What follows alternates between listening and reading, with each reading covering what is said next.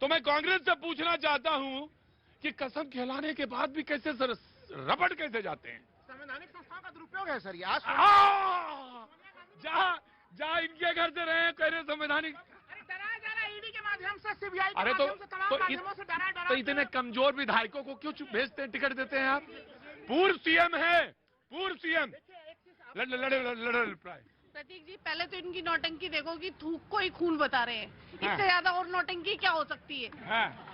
आप ये बताइए कि जिन्होंने बोला है कि हम जो है, हमने मोदी जी के आप बताया कि बहुत तारीफ करी है, तो वो ये थोड़ी बोलेंगे कि हमें डंडे के जोर पे जो है लाया जा रहा है, कि हमें ईडी का डर दिखाया जा रहा है, ये थोड़ी बोलेंगे जाकर।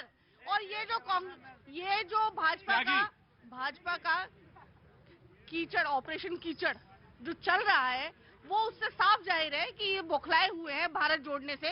मोदी जी ने जो 18 घंटे मेहनत करके भारत को तोड़ा है, वो राहुल गांधी जो है जोड़ने जा रहे हैं। अरे जब तक आपकी यात्रा 15 राज्यों से, हंसिए ना, देखिए आप कांग्रेस में हंस रहे हैं आजकल आप, है ना? ये अच्छी बात नहीं है।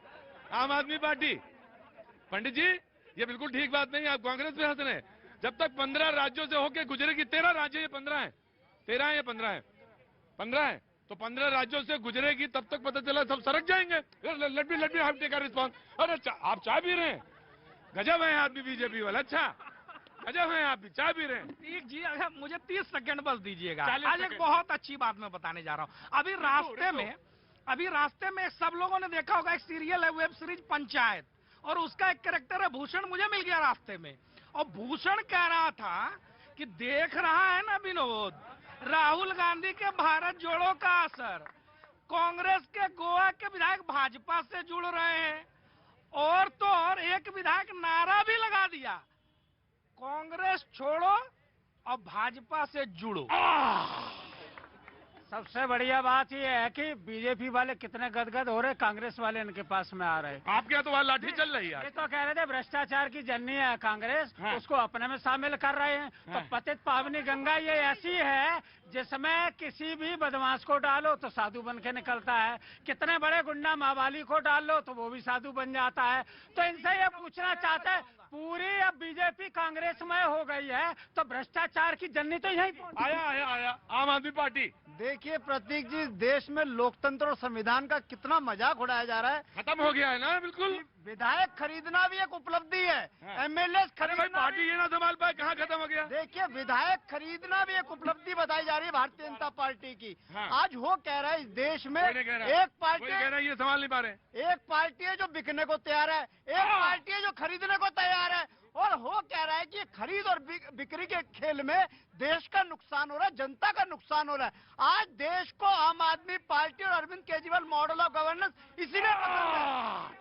एक आदमी कह रहे हैं कि एक पार्टी जो है बिकने पे आ गया, एक पार्टी बिकने को तैयार है, एक पार्टी खरीदने को तैयार। मुझे कविता याद आ गई। एक आदमी है जो रोटी बेलता है, एक आदमी है जो रोटी सेकता है, एक तीसरा आदमी भी है, एक तीसरा आदमी भी जो है वो देखता है। मैं पूछता हूँ, ये एक तीसरा आदमी भी है, मैं पूछता हूँ ये तीसरा आदमी कौन है? मेरे देश की संसद मौन है। जी आया जी, त्यागी साहब जस्ट गिव मी जी। देखिए, लैला मजनू, शीरी फराद और हीर रांझा, इनमें जो मेल कैरेक्टर है ना, उनको भी इतना धोखा नहीं मिला जितना राहुल गांधी को मिल रहा है। आप बुरा क्यों मान रहे हैं सर? अरे भाई ऐसा मत कहिए। तो मुझे उनके साथ सिंपैथी है। जहां तक बात जोड़ने तोड़ने की है, अब ये एक लाइटर नोट पे बात है, वो अभी तक अपना घर ही नहीं जोड़ पाए 52-54 साल में, तो और क्या है? पर्सनल अटैक नहीं, no, this is not a personal, no. इनके पास घर का कोई है ही नहीं, इनको चाहिए बाहर के। अगर इनमें कांग्रेस को निकाल दिया जाए तो बीजेपी के पास है क्या? अभी लेट हिम कंप्लीट। बात जाएगी तो लंबी जाएगी। हाँ लंबी जाएगी। कहाँ तक ले जाना चाहते हो वैसे? हम तो गुजरात में चले ये इटली तक ले जाएंगे बात। अरे हम गुजरात में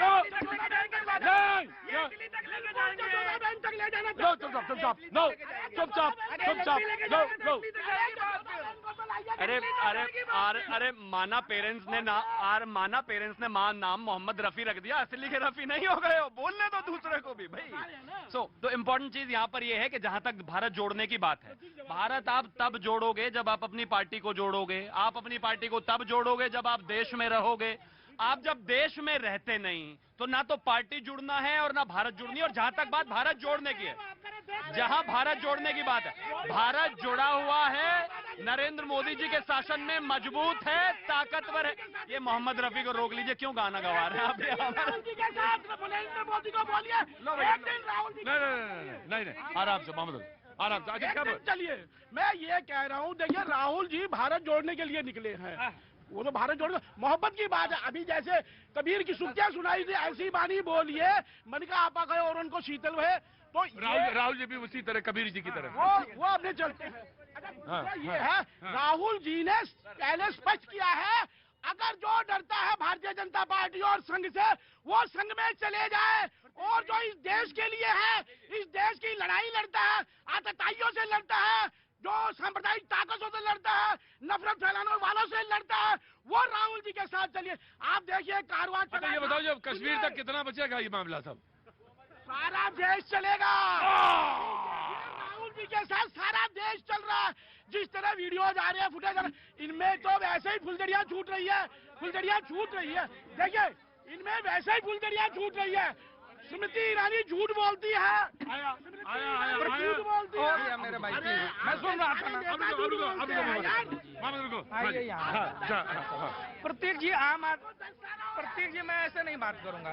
प्रतीक जी, आम आदमी पार्टी ने कुछ बात कही थी, तो मैं जरा उनको पूछ लेता हूँ और कुछ बात जनता को बता देता हूँ। आज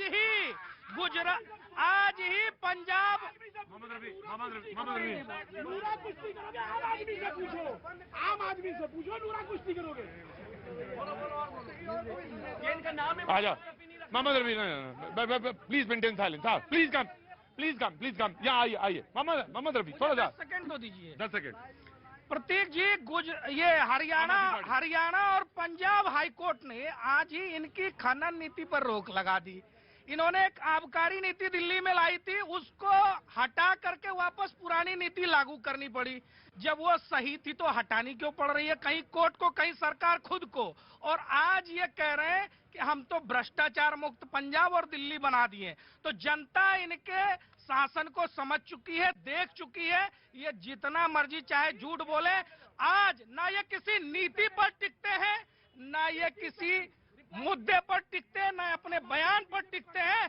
पलटी मारने में कंपटीशन चल रहा है केजरीवाल और नीतीश कुमार में। राइट, मैं आपका था, you will get a chance.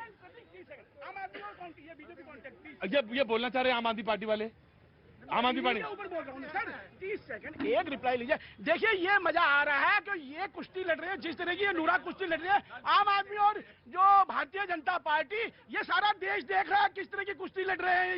ये स्पष्ट हो गया है, बिल्कुल स्पष्ट है।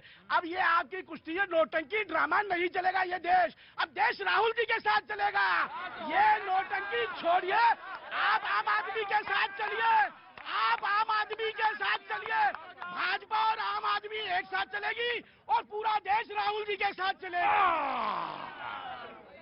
मौलाना मोहम्मद रफी बोल रहे थे, अब आए, ये भी आ गए हैं, अब जवाब दे देंगे जी। ऐसे मोहम्मद रफी साहब की आवाज बहुत अच्छी है। आवाज तो बहुत अच्छी है। हाँ, और मेरी आवाज तो बिल्कुल फटी है। कल मेरा प्रोग्राम, आपने पान वान खाया हुआ है, मुलट्ठी खा के आए हैं?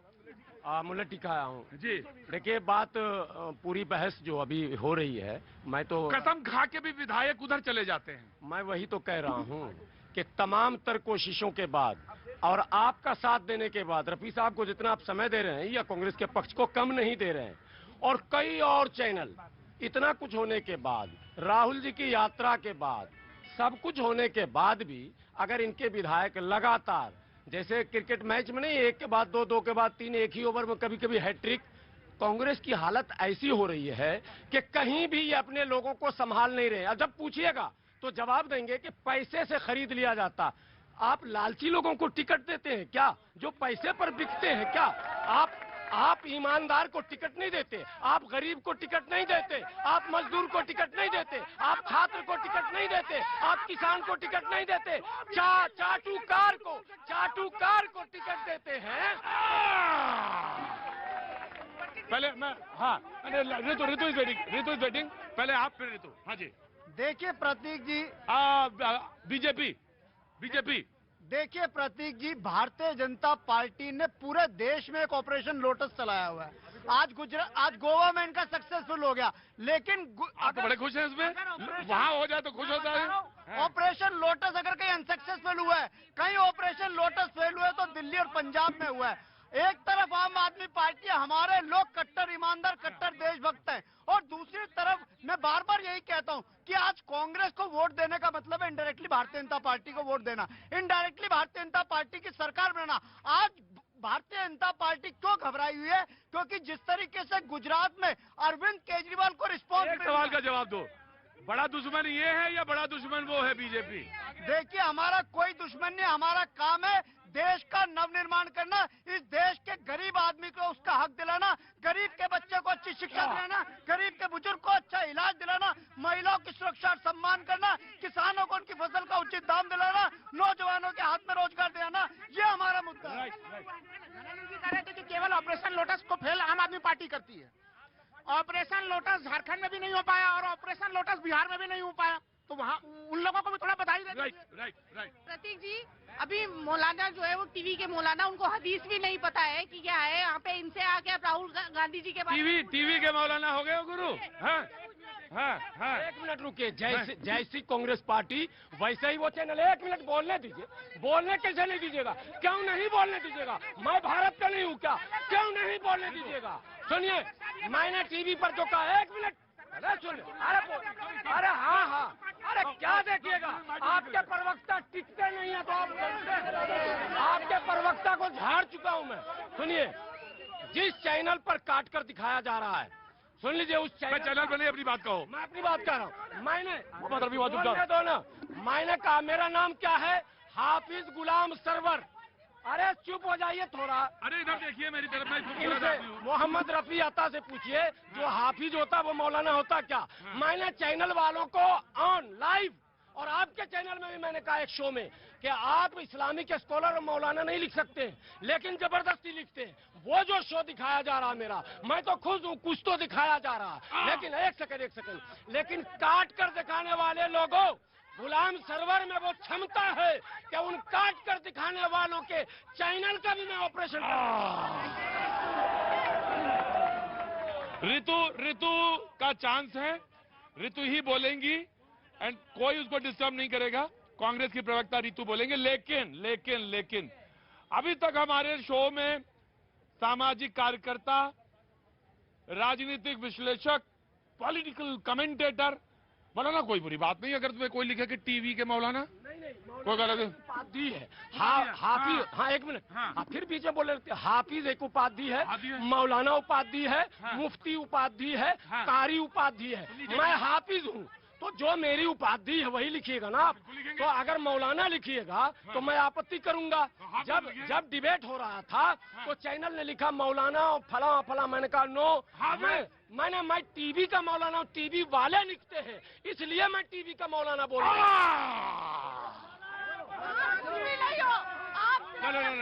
ऋतु, कम टू द टॉपिक। प्रतीक जी, इस कमल में कितनी बदबू आ रही है आप देखिए। रुको। आज एक वीडियो वायरल हो रहा है, तमिलनाडु से पूर्व सांसद बीजेपी प्लीज लिसन। रुको भाई रुको, उसको बोलने तो, खड़ा रहने दो। मैंने कहा इसको खड़े रहने के लिए, कोई नहीं डिस्टर्ब करेगा, कोई नहीं करेगा, बस आप बोलेंगे नहीं बीच में। सवाल जब मैं आऊंगा तब बोलेंगे, अब बीच में पंडित जी खड़े रहो बस। हाँ जी प्रतीक जी, इनके कमल, इनका जो कमल है कितना बदबूदार है, उसका मैं एक उदाहरण देना चाहूँ। कमल बदबूदार है। कमल